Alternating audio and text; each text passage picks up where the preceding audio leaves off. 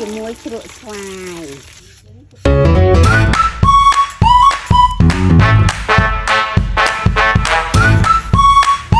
សួស្ដីថ្ងៃថ្មីនេះគឺថាមានកណ្ដោឆ្អើបោះបងខ្ញុំចត់តែខ្លាញ់ហើយនឹងត្រីចៀនប៉ុន្តែត្រីហ្នឹងរៀងស្លីមដូចម៉ាដែលចឹង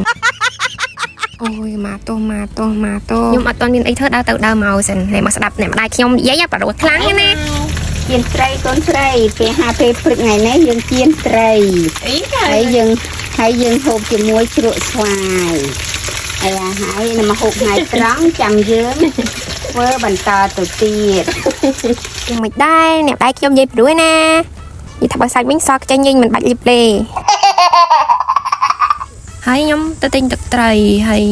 ម៉ែខ្ញុំទៅបេះស្វាយមើលស្ទីវជ័រជិះម៉ូតូបើខ្ញុំមកដល់ផ្ទះភ្លាមអង្គរៈ 3-4 រត់ទទួលស្វាគមន៍មិនអន់ទេណាមកយើងឈូសស្វាយធ្វើជ្រក់ស្វាយម្ដងឈូសហើយអ្នកម្ដាយខ្ញុំអ្នកលីគ្រឿងតែមកយើងមកមើលត្រីអាំងម្ដងដោយសារត្រីចៀនឆ្អិនហើយអូខេអូនៅហត់ខ្លាំងណាស់សាច់ត្រាត់ចកេះផឹកទឹកហត់ជុំមិនចឹងកាត់ចូលបានទេបានត្រីបំពោ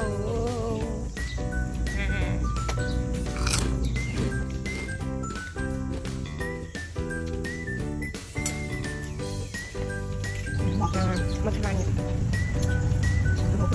ម៉ែហូបជួយយ៉ាងណាគេចត់ខ្លាញ់នេះអានេះជ្រុកទៅដល់